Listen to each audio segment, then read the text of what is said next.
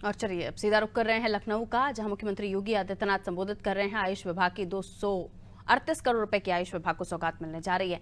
सीधी तस्वीरें आपको दिखा रहे हैं लखनऊ से। हमें लगना पड़ेगा, एक दृष्टिकोण से उभरना पड़ेगा और इसी उद्देश्य की पूर्ति के लिए विभाग ने कल एक निदेशालय के गठन की कार्रवाई को भी मूर्त रूप देना प्रारंभ किया है। अब तक अलग अलग निदेशक थे, वे निदेशक काम करेंगे, लेकिन उन सबको इंटीग्रेट करने के लिए एक डायरेक्टर जनरल भी उनके साथ समन्वय बनाने के लिए, जिससे कहीं भी फाइल किसी की अटके नहीं, भटके नहीं, बल्कि मेरिट के आधार पर समयबद्ध तरीके से उस निर्णय को हम अंजाम तक पहुंचा सकें। इस उद्देश्य से आयुष विभाग ने इस कार्रवाई को आगे बढ़ाया है। इससे पहले इस विभाग ने प्रदेश के अंदर आयुष के क्षेत्र में जो डिग्री और डिप्लोमा के पाठ्यक्रम थे, उन सबको वो अलग अलग कार्यक्रम, उनके पाठ्यक्रम अलग अलग थे, अलग अलग तरीके से चलते थे। किसी की परीक्षा हो रही है, किसी की नहीं हो रही है, किसी की डिग्री अवार्ड हो रही है, किसी की नहीं हो रही है। एक आयुष विश्वविद्यालय बनाया।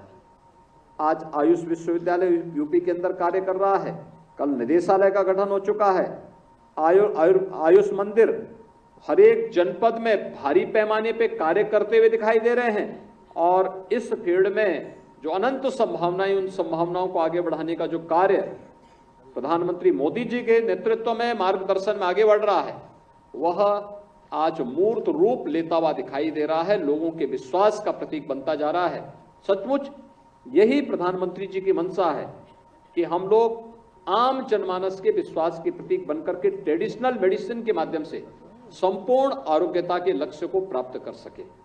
और यह हर व्यक्ति का अधिकार होना चाहिए, हर व्यक्ति का अधिकार होना चाहिए। यह न केवल बचाव के उपायों को हमें बताता है, बल्कि संपूर्ण उपचार का मार्ग भी प्रशस्त करता है। पहले तो अगर आप कोई इस पद्धति से जीवन यापन करेगा तो एक लंबी और स्वस्थ दिनचर्या के माध्यम से संपूर्ण आरोग्यता को प्राप्त करेगा, लेकिन फिर भी बीमारी के और भी कारण हो सकते हैं, पूर्व जन्मों के प्रारब्ध हो सकते हैं, और भी कारण हो सकते हैं।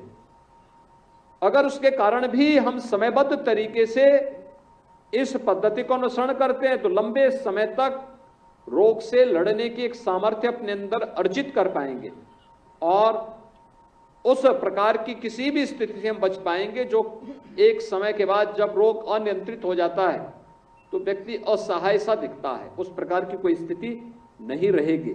आज का जो एक कार्यक्रम है जिसमें 226 आयुष्मान आरोग्य मंदिर, 50 सैया के 4 एकीकृत आयुष चिकित्सालय, 5 ई लाइब्रेरी प्रयागराज और झांसी में, राजकीय आयुर्वेदिक कॉलेज में छात्रावास के निर्माण का, राजकीय होम्योपैथिक कॉलेज